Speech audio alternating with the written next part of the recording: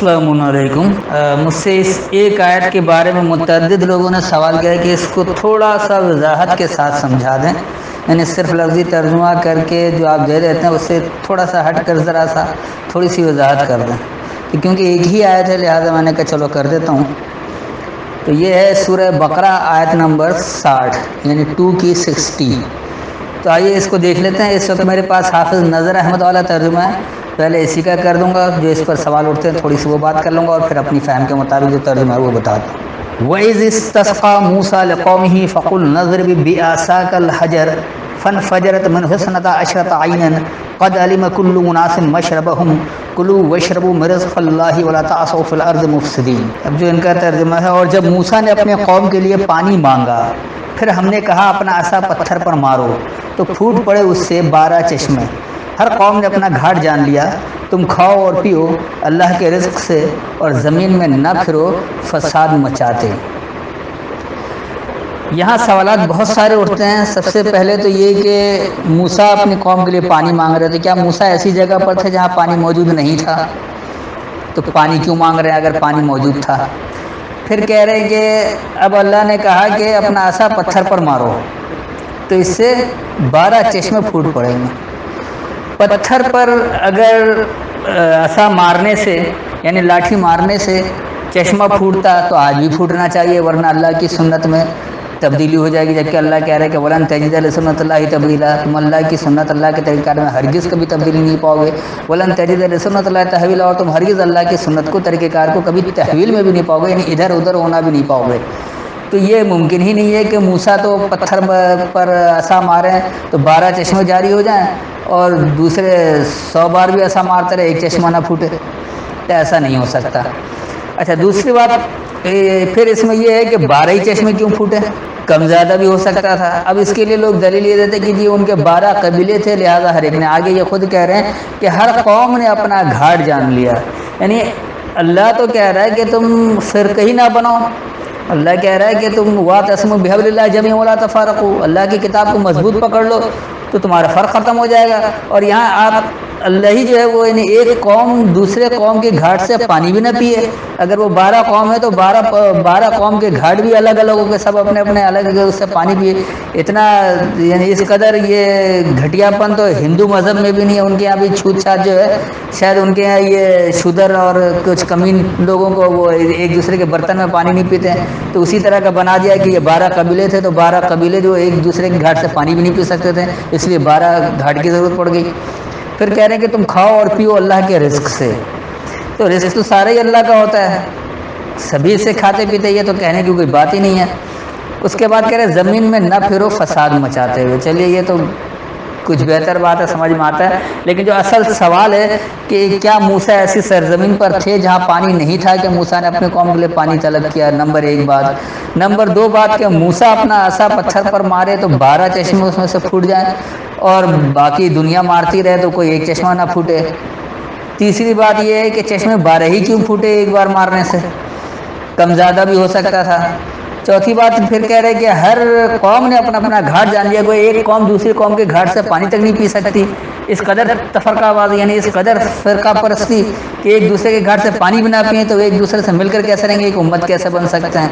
جبکہ اللہ تو ساری دنیا کو ایک امت کے بنانا چاہتا ہے کہ تمام لوگ ایک ہی ماخذ والے ہو، ایک ہی امت پر ہو، ایک ہی طریقہ کار پر ہو۔ اس کے بعد کہہ رہے کہ جی کھاؤ پیو اللہ کے رزق سے، تو اللہ ہی کے رزق سے سب کھاتا پیتا ہے، اور زمین میں فساد نہ کرو۔ تو آئیے دیکھیے کہ یہ اصل میں در حقیقت ہے کیا، کیونکہ میں بہرحال بحث برائے بحث اور طویل الجھاؤ کا قائل نہیں ہوں، لہذا مختصراً جو بڑے بڑے سوال تھے وہ میں نے اس پر کر لیا، ورنہ لوگوں نے تو اس میں اور بھی مین میخ نکالی ہے، ان سب کو میں الگ کر دیا ہوں۔ اس کو سمجھتے ہیں وَإِذِ اسْتَسْقَىٰ، اور جب طلب کیا۔ استسقا جو ہے وہ مانگنے کو بھی کہا جاتا ہے، طلب کرنے کو کہا جاتا ہے، صرف پانی مانگنے کو نہیں کہا جاتا ہے۔ تو وَإِذِ اسْتَسْقَىٰ جب طلب کیا موسیٰ نے لِقَوْمِهِ اپنی قوم کے لیے، تو جب موسیٰ نے اپنی قوم کے لیے طلب کیا تو موسیٰ کیا طلب کر رہا ہے یہ دیکھنا ہے، کیونکہ موسیٰ ایک نڈر بے باک حکمراں بننے جا رہا ہے، ایک نڈر بے باک لیڈر ہے، لہذا وہ قوم کی بھلائی کے لیے اچھا نظامی طلب کر رہا ہوں کہ کیا کچھ ہے۔ آگے اللہ اس کا جواب دے رہا ہے کہ فَقُلْنَا اضْرِبْ بِعَصَاكَ الْحَجَرَ، بس ہم نے کہا بیان کرو، ضرب کہتے ہیں بیان کرنے کو، جیسے اللہ کہتا ہے ضرب اللہ مثال، اللہ مثال بیان کر رہا ہے، تو ضرب کا مطلب مارنا پورے قرآن میں کہیں نہیں ہے، ضرب کا مطلب ہی بیان کرنا ہے۔ قرآن میں جہاں جہاں ضرب آیا وہ بیان کرنے کے معنی میں آیا، مارنے میں کہیں بھی نہیں آیا۔ تو بس ہم نے کہا بیان کرو بیعصاک الحجر، تم اپنے اس سہارے کو جو پتھر کی طرح سخت رکاوٹ ہے، الحجر کر کے نہیں، مخصوص حجر، خاص حجر کیا ہے، خاص پتھر کی طرح سخت رکاوٹ والے اپنے اس سہارے کو بیان کرو۔ عصا کہتے ہیں سہارے کو، اس لیے عصا اس لاٹھی کو کہا جاتا ہے جس کے سہارے ضعیف لوگ چلتے ہیں، ہر لاٹھی کو عصا نہیں کہتے ہیں۔ تو بس ہم نے کہا کہ تم بیان کرو اپنے اس سہارے کو جسے تم نے پتھر کی طرح سخت بنا رکھا ہے، تو کیا ہوگا، فن فجرت من حسنتا عشرتا عینا، فن فجرت پس جاری ہو جائے گا، من ہو اس سے، کس سے جاری ہو جائے گا، عصا سے۔ جب عصا کو بیان کرو گے، جو پتھر کی طرح سخت رکاوٹ کی طرح بنا رکھا ہے، جب اسے بیان کرو گے تو اس سے جاری ہو جائے گا اسنتا عشرتا عینن، تمہارا تعریف شدہ معاشرہ دیکھنے والا، عشرہ کہتے ہیں معاشرے کو، ثنا کہتے ہیں تعریفی کو، اور عینن دیکھنے والا، تو تمہارا تعریف شدہ معاشرہ دیکھنے والا، قد علما یقینی جان لیا، کل اناس مشربہم، ہر ایک انسیت والے نے اپنا سیراب ہونا۔ جیسے ہی اللہ کا نظام پتہ لگتا ہے کہ اللہ کیا چاہ رہا ہے، اللہ کے احکامات کیا ہیں، تو اسے پتہ لگتا ہے کہ اللہ کیسا معاشرہ چاہ رہا ہے، تو وہ تو بڑا تعریفی معاشرہ دینا چاہ رہا ہے، اور اس تعریفی معاشرے کے لیے آپ کو وہ تعریفی کردار بھی اپنانا پڑے گا۔ اگر آپ تعریفی کردار اللہ کی کتاب کے مطابق نہیں اپنائیں گے تو آپ کو تعریفی معاشرہ بھی قائم نہیں کر سکتے۔ اسی لیے کہے کہ قد علما یقینی جان لیا، کل اناس، ہر ایک انسیت والے نے، مشربہم اپنا سیراب ہونا، کلو واشربوا من رزق اللہ، تو اللہ کے سامان نشوونما میں سے حاصل کر کے برتو اور سیراب ہو، ولا تعصوا، اور تم نہیں پھرو، فی الارض، اس کو آپ زمین میں بھی کہہ سکتے ہیں، اور پستوں میں خاص طور پر، کیونکہ یہ جو جتنا بگاڑ فساد ہوتا ہے زیادہ تر وہ پستوں میں پھیلایا جاتا ہے، اس کو استعمال کرتے ہیں، پھر وہ بلندر اور وہ قابض ہو جاتے ہیں اور فرعونیت کی طرف سے بڑھ جاتے ہیں۔ مفسدین، بگاڑ کرتے ہوئے، فساد کا مطلب ہے بگاڑ کر دینا، جو ایک صحیح چیز ہے اس میں بگاڑ پیدا کر دینا۔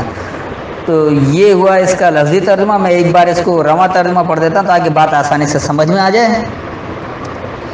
اور جب موسیٰ نے اپنی قوم کے لیے طلب کیا، بس ہم نے کہا تم اپنے اس سہارے کو جو سخت پتھر کی طرح رکاوٹ بنا رکھا ہے بیان کرو، بس اس سے جاری ہو جائے گا تمہارا دیکھنے والا تعریفی معاشرہ، یقینی ہر ایک انسیت والوں نے اپنا سیراب ہونا جان لیا، حاصل کر کے برتو اور سیراب ہو اللہ کے سامان نشوونما میں سے، اور زمین میں یا پستوں میں بگاڑ کرتے ہوئے نہ پھرو یا نہیں پھیلو۔